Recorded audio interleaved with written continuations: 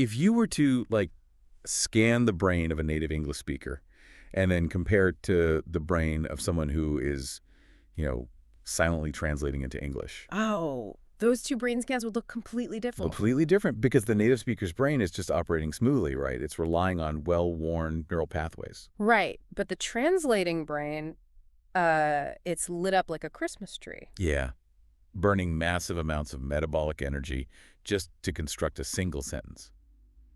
I mean, have you ever wondered why some people speak English effortlessly while others just stumble over every word? It's a huge point of frustration for so many. It really is. But what if the secret isn't learning more vocabulary, but actually changing the way your brain processes thought itself? I mean, it is a profound neurological shift. It changes absolutely everything about how you interact with the world around you. Welcome to Everyday English Flow. Daily English practice, natural speaking, and effortless listening flow. So glad to be here for this one. Today, we're going to train your brain to think in English. We have exactly 20 crucial points to cover. 4 key benefits of thinking in English, 6 practical steps to rewire your brain, 5 common challenges you will face, and 5 daily habits for lasting success. That is a highly structured framework, but structure is exactly what is required to cross the intermediate plateau and achieve true C1 level fluency. Precisely. And before we dive into the neuroscience of it all, let's look at a phrasal verb that is going to be central to our mission in this deep dive today, and that is break it down. Great choice. Right. To break something down means to take a very large, complex problem or idea and just, divide it into smaller, simpler, and more manageable parts. Yeah, for instance, a C1 level example sentence would be something like, before we sign the contract, the lawyer needs to break down the complex legal jargon so that everyone understands their exact financial obligations. I love that. And that is exactly what we are doing with your English journey today. Taking the abstract concept of fluency and just breaking it down into actionable biology. Okay, let's unpack this. Before we hand you the steps, you have to understand the biological reality of why translating in your head is holding you back. It's a bottleneck. It is. Imagine your brain's working memory as a very small table. When you translate from your native language into English, you take a thought, you put it on the table, translate it into a new code, and then try to speak it. Which takes up all the space. All the space on the table. It totally bottlenecks your working memory. You literally just don't have enough cognitive bandwidth left over to focus on advanced grammar, tone, or reading the room. Exactly. You are essentially running an incredibly heavy translation software in the background of your brain, which causes the whole operating system to lag. Which brings us to the 4 key benefits of shutting down that translation software entirely. The first benefit is true fluency. Because when you stop translating, that bottleneck just disappears. You just know what to say because you have freed up all that space on the table. And then the second benefit is drastically faster response times. Right. You aren't searching a mental dictionary anymore. The neural pathways are myelinated, meaning the signals travel faster. And the words are just there, right on the tip of your tongue. And that biological speed leads directly to the third and fourth benefits. Right. Benefit number 3 is soaring confidence. I mean, if you can express yourself in English as easily as you do in your native language, the anxiety just vanishes. It evaporates. Yeah. And benefit number 4 is sharper listening skills.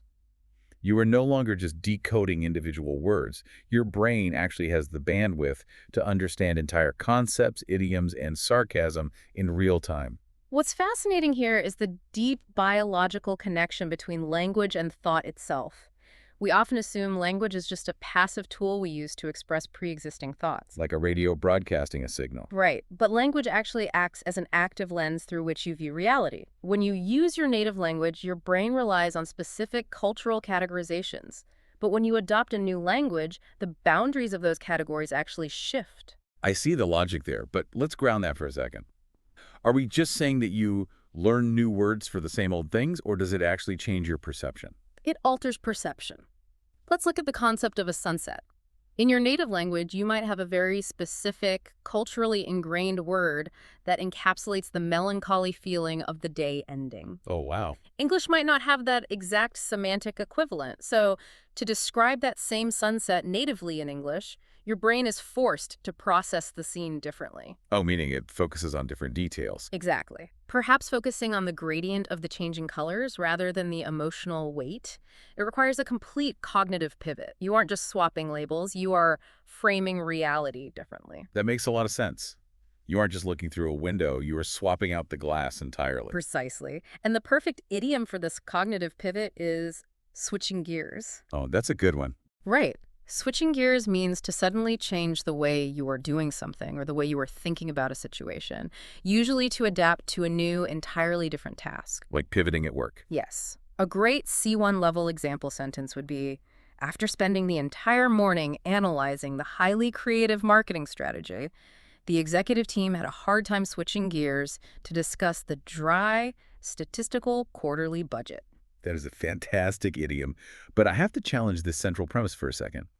When we talk about thinking in English, does that just mean you are translating words silently in your head but doing it so fast that you don't notice it? No, no. Or is it literally a different operating system?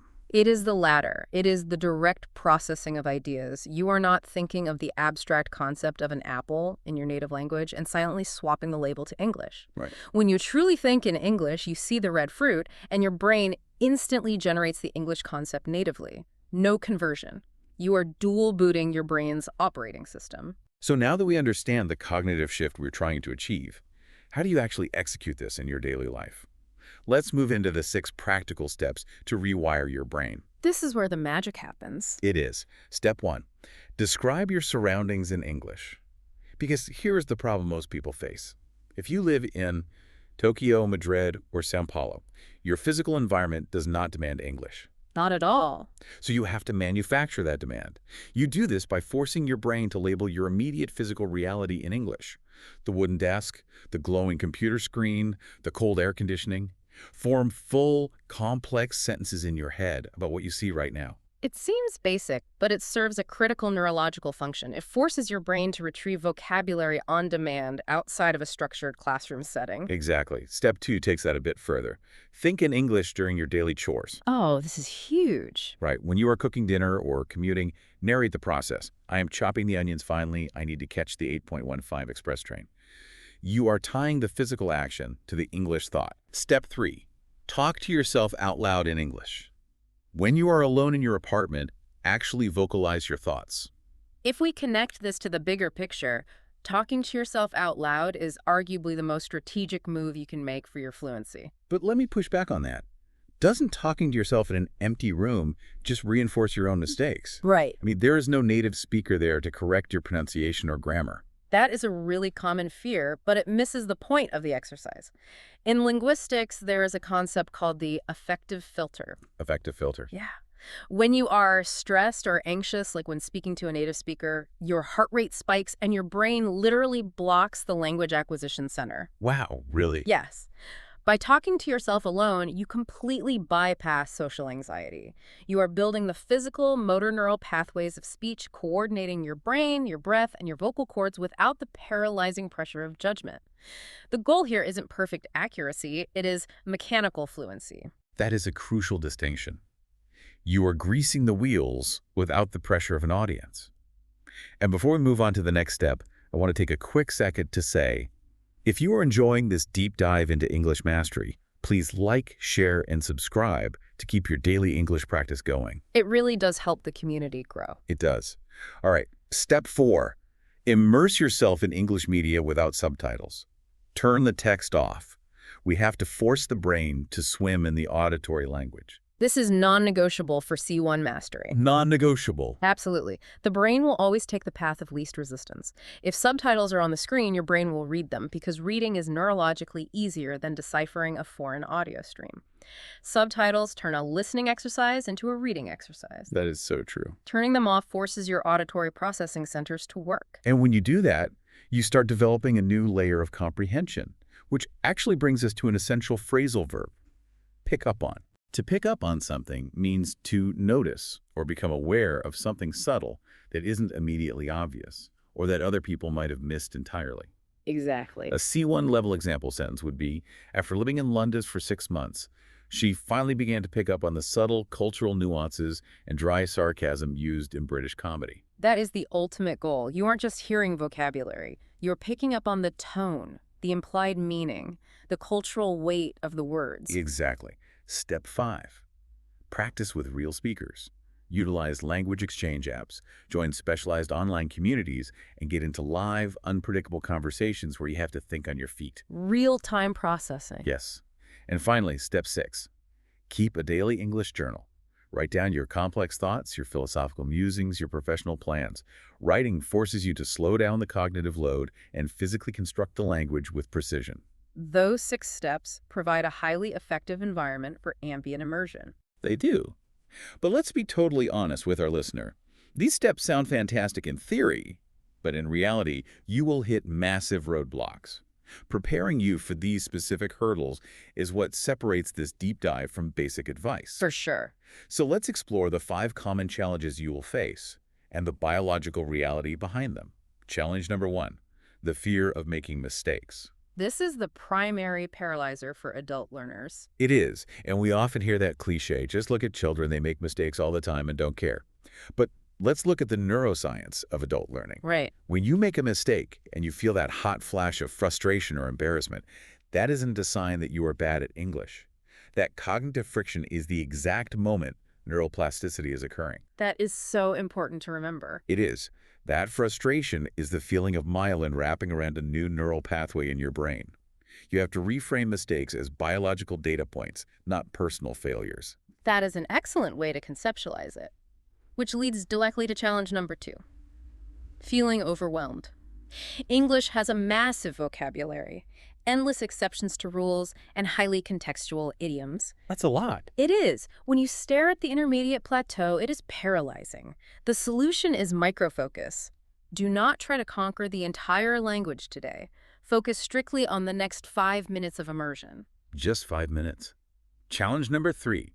Switching back to your native language. Mm-hmm. You are trying to think in English, you hit a mental block while trying to express a complex idea, and boom, your brain takes the easy way out and reverts to your mother tongue. Again, this is not a lack of willpower, it is metabolic fatigue. Metabolic fatigue. Yeah, your brain consumes immense energy when processing a second language. Yeah. When glucose levels drop or you get tired, it naturally defaults to the most energy-efficient route. That makes so much sense. Let's look at 2 C1 level phrasal verbs that perfectly describe this dynamic. The first is fall back into. This means to return to an old habit or a previous state, usually a negative one, after making a conscious effort to change. Let's give him a C1 example for that. Absolutely. When the project deadline approached and stress levels spiked, the executive team began to fall back into their old, highly inefficient communication habits. When you are tired, you fall back into translating. That perfectly captures that feeling of regression. The second phrasal verb here is catch up. This means to reach the same quality, standard, or level as someone or something else. For example, after taking a month off from medical leave, the analyst had to work evenings and weekends just to catch up with the rest of his department's output.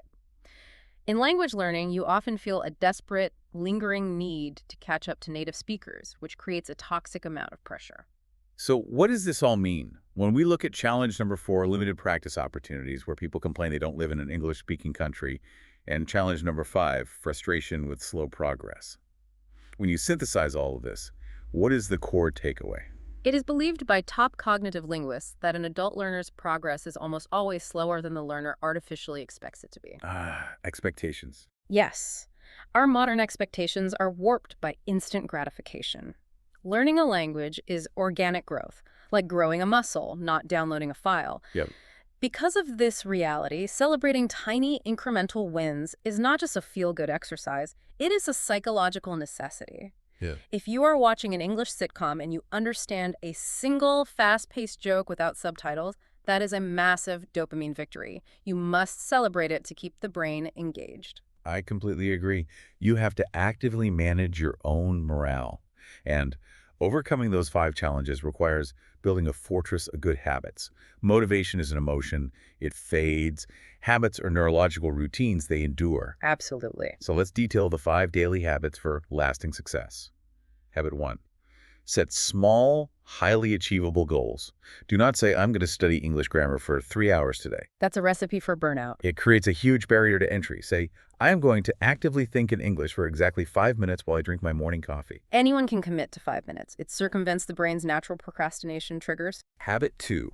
Build a daily routine by habit stacking. Attach your English practice to something you already do mechanically every day. If you review your daily schedule every morning, Force yourself to do that planning entirely in English. Great strategy. Habit 3.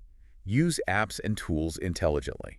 Whether it's utilizing spaced repetition software or engaging with deep dives like this one, leverage technology to combat the forgetting curve.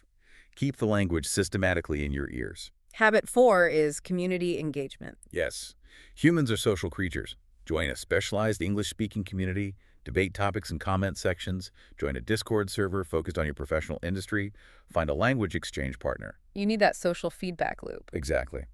And finally, habit 5. Track your progress and document your wins. Keep a physical log.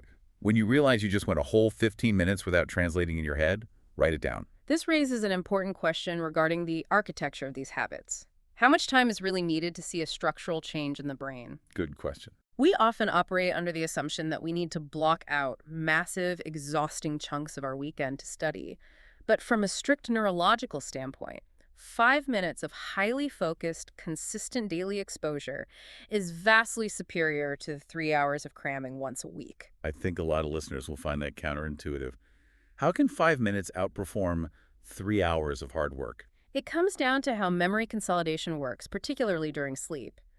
Your brain needs regular rhythmic signals that this new language is a crucial part of daily survival. Wow, survival. Yeah. Cramming for 3 hours on a Sunday tells the brain this is a rare, stressful event that we can discard later. But a daily 5-minute exposure tells the brain this code is present in our daily environment. We must adapt our baseline neural architecture to process it. It's entirely about building a biological rhythm. That is incredibly empowering. It means you don't need a perfectly cleared schedule or a sabbatical to become fluent. You just need relentless consistency. Well, we have reached the end of our roadmap, and as promised, here is your bonus for staying with us to the end. This is one of the most fascinating cognitive facts about bilingualism. Extensive research has proven that people who think in a foreign language are actually significantly better at complex problem-solving and logical decision-making. Wait, are you saying that simply processing a thought in English makes you objectively smarter? It makes you much more objective. When you think through a problem in your native language, your thoughts are deeply, inextricably tied to raw emotion and primal instinct. Your native language triggers immediate emotional biases. Oh, that makes sense. But when you switch to processing a problem in a foreign language like English, it creates what psychologists call psychological distance. It slows down your immediate emotional reactions. Your brain becomes more flexible, more analytical, and much more logical. That is crazy. You quite literally make better, more rational decisions when you think them through in a second language. That is absolutely mind-blowing. You aren't just learning a language so you can order coffee on vacation. You are upgrading your brain's cognitive operating system to make better life choices. Wow. Well, we certainly did not leave any stone unturned today. In fact, let's look at one final idiom to wrap things up. Cover a lot of ground. We definitely did that. We did.